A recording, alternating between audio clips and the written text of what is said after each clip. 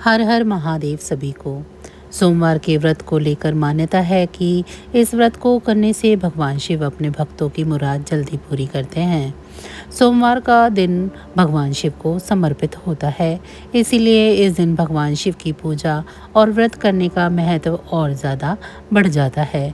यदि आप सोमवार के व्रत करते हैं तो आपको सोमवार की व्रत कथा पढ़ना या सुनना बेहद ज़रूरी होता है, क्योंकि इसके बिना आपका व्रत अधूरा माना जाता है। आइए जानते हैं सोमवार व्रत कथा के बारे में। देवों के देव महादेव बहुत ही भोले माने जाते हैं, इसीलिए उनका एक नाम भोलेनाथ भी है।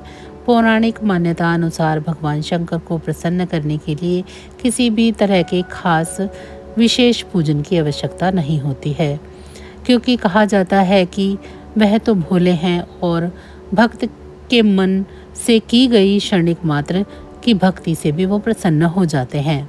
अगर आप भी शिव की भक्ति की और कृपा पाने के लिए सावन के या सोमवार के व्रत करते हैं तो इस कथा से भोलेनाथ को प्रसन्न कर सकते हैं। एक नगर में एक साहूकार रहता था। उसके घर में धन की कोई कमी नहीं थी, लेकिन कोई संतान न होने के कारण वह बहुत ही दुखी रहता था। संतान प्राप्ति के लिए वह हर सोमवार को व्रत रखता था और पूरी श्रद्धा के साथ शिव मंदिर में जाकर भगवान शिव और माता पार्वती की पूजा करता था। उसकी भक्ति को देखकर एक दिन माता पार्वती प्रसन्न होकर भगवान शिव से साहूकार की मनोकामना पूर्ण करने का निवेदन करती हैं। पार्वती जी के ऐसा आग्रह करने पर भगवान शिव ने कहा कि हे पार्वती, इस संसार में हर प्राणी को उनके कर्मों का फल मिलता है और जिसके भाग्य में जो होता है उसे वह भोगना ही पड़ता है। लेकिन पार्वती जी ने साहूकार की भक्ति देखकर उसी की मनोकामना पूर्ण करने की इच्छा व्यक्त की। माता पार्वती के आग्रह पर शिव जी ने साहूकार को पुत्र प्राप्ति का वरदान तो दे दिया, लेकिन उन्होंने बताया कि यह बालक केवल 12 वर्ष तक ही जीवित रहेगा। माता पार्वती और भगवान शिव की बातचीत को साहूकार सुन रहा था, इसीलिए उसे ना तो कोई इस बात की खुशी हुई और ना ही दुख। वह पहले की भांति शिव जी का पूजन करता रहा। कुछ समय के बाद साहूकार की पत्नी ने एक पुत्र को जन्म दिया।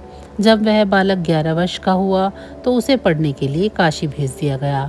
साहूकार ने पुत्र के मामों को बुलाकर उसे बहुत सारा धन देते हुए कहा कि तुम बालक को काशी विद्या प्राप्ति के लिए ले जाओ। तुम लोग रास्ते में यज्ञ कराते जाना और ब्राह्मणों को भोजन दक्षिणा देते हुए जाना। दोनों मामा भांजे इसी तरह यज्ञ कराते और ब्राह्मणों को दान दक्षिणा देते हुए काशी नगरी की ओर निकल पड़े। इस दौरान रात में एक नगर पड़ा जहां पर राजा की कन्या का विवाह था, लेकिन जिस राजकुमार से राजकुमारी का विवाह होने वाला था वह एक आंख से काना था। राजकुमार के पिता ने अपने पुत्र को काना होने की बात को छुपाने के लिए सोचा, क्यों न मैं साहूकार के पुत्र को दूल्हा बनाकर राजकुमारी से विवाह करा दूं। विवाह के बाद इसको बहुत सारा धन देकर इसको विदा कर दूंगा और राजकुमारी को अपने नगर ले जाऊंगा। लड़के को दूल्हे के वस्त्र पहनाकर राजकुमारी से विवाह करा दिया गया। साहूकार का पुत्र ईमानदार था, उसे यह बात सही नहीं लगी, इसीलिए उसने अवसर पाकर राजकुमारी के दुपट्टे पर ये लिख दिया कि तुम्हारा विवाह तो मेरे साथ हुआ है, लेकिन जिस राजकुमार के साथ तुमको भेजेंगे वह तो एक आंख से काना है और मैं काशी जी पढ़ने जा रहा हूँ। जब राजकुमारी ने चुनरी के पल्ले पर यह बात पढ़ी तो उसने अपने माता पिता को यह बात बता दी। राजा ने अपनी पुत्री को विदा नहीं किया, फिर बारात वापस चली गई। दूसरी ओर साहूकार का लड़का और उसका मामा काशी पहुंच गए और वहां जाकर उन्होंने यज्ञ किया। जिस दिन लड़का 12 साल का हुआ उस दिन भी उन्होंने यज्ञ का आयोजन रखा हुआ था। लड़के ने अपने मामा से कहा कि मामा जी, आज मेरी तबीयत ठीक नहीं है। मामा ने कहा कि तुम अंदर जाकर आराम कर लो। शिव जी के वरदान अनुसार कुछ ही देर में उस बालक के प्राण निकल गए। मृत भांजे को देखकर उसके मामा ने विलाप करना शुरू किया। संयोगवश उसी समय शिवजी और पार्वती उधर से जा रहे थे।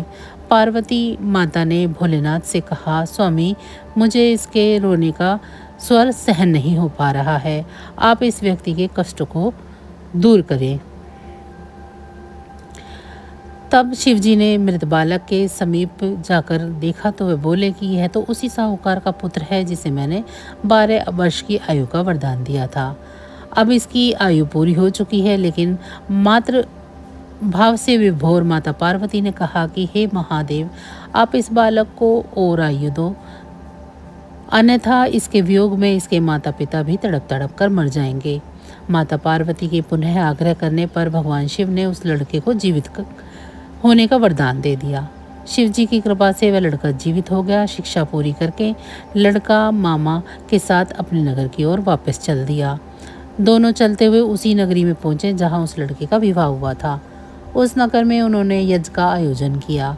उस लड़के के ससुर ने उन्हें पहचान लिया और महल में ले जाकर उसकी बड़ी खातिरदारी की और अपनी पुत्री को उसके साथ विदा कर दिया।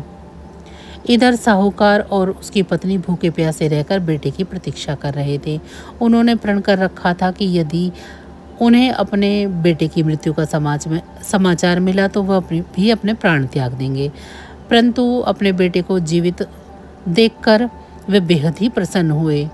उसी रात भगवान शिव ने साहूकार के स्वप्न में आकर कहा कि हे श्रेष्ठ जी, मैंने तेरे सोमवार के व्रत करने तथा व्रत कथा सुनने से प्रसन्न होकर तेरे पुत्र को लंबी आयु प्रदान की है। इसी प्रकार जो कोई भी सोमवार का व्रत करता है या इसकी कथा को सुनता या पढ़ता है, उसके सभी दुख दूर होते हैं और सभी मनोकामनाएं पूरी होती हैं। तो बस आज की जानकारी इतनी ही थी। फिर मिलेंगे हम आपको ऐसी ही किसी अन्य जानकारी के साथ अगली वीडियो में। तब तक अगर आपको हमारी ये कहानी अच्छी लगी है तो वीडियो को लाइक करें। चैनल को अभी तक सब्सक्राइब नहीं किया है तो चैनल को सब्सक्राइब कर लें और कमेंट बॉक्स में हर हर महादेव ज़रूर लिखें। भगवान भोलेनाथ की कृपा दृष्टि आप सभी पर सदैव बनी रहे। इसी के साथ आप सभी का बहुत बहुत धन्यवाद। नमः शिवाय।